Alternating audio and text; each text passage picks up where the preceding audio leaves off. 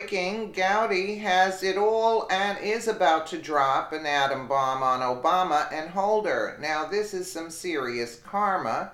Hell yeah, go Trey by Al Waisman for freedomdaily.com. The U.S. Justice Department under President Donald Trump and Attorney General Jeff Sessions have agreed to provide congressional investigators confidential records on the failed Barack Hussein Obama-era gun trafficking operations conducted by the Bureau of Alcohol and Tobacco and Firearms Explosives known as Fast and Furious.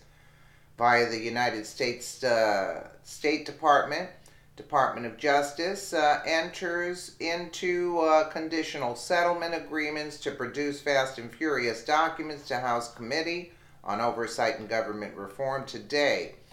The Department of Justice entered into a conditional settlement agreement with the House Committee on Oversight and Government Reform, and it will begin to produce additional documents related to Operation Fast and Furious. The conditional settlement agreement filed in federal court in Washington, D.C. would end 6 years of litigation arising out of the previous administration's refusal to produce documents requested by the committee.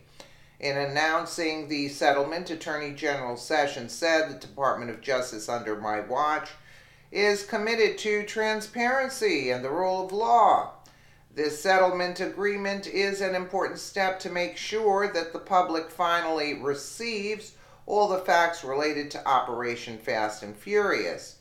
In an agreement that would end the 6-year-long battle between GOP lawmakers and the Obama administration, Attorney General Jeff Sessions and the Justice Department would immediately turn over documents to the Republican-led Trey Gowdy-chaired Congress Committee of Oversight and Government Reform, which were previously withheld by the Obama administration.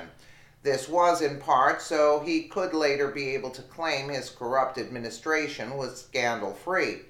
Gowdy's statement on Obama invoking executive privilege regarding Fast and Furious. The assertion of executive privilege is legally compromised and calculated solely to delay Congress from exercising its constitutional responsibility to provide oversight. The president claims he knew nothing about Fast and Furious prior to Agent Brian Terry's murder, and no one at the Department of Justice has suggested the president was part of the drafting of a demonstrably false letter dated February 4th, 2011 to a committee of Congress. So my question to the president is, what are you asserting privilege over? Did you know about Fast and Furious before Brian Terry? His murder? Did you approve the operation? Did you participate in the drafting of a false letter to Congress? Unless the answer to all of those questions is yes, there is no matter over which the president can assert privilege. It is merely the latest ploy to delay the investigation. Congressional Republicans had been pressuring the Justice Department for years about this operation, which is named after a movie franchise about car racing. The operation was supposed to curb gun trafficking criminals who were selling weapons to Mexican drug cartels by having to compete with the United States government.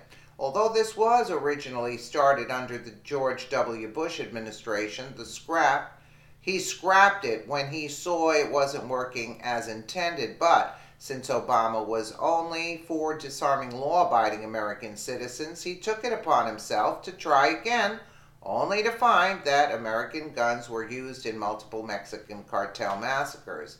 Later, it was known that somehow the program allowed nearly 2,000 firearms to find their way into the hands of Mexican cartel members.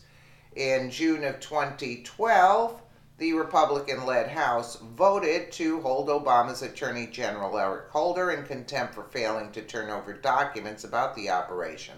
The committee sued Eric Holder for access to the documents in August of 2012. Obama later asserted executive privilege to block the disclosure of the documents.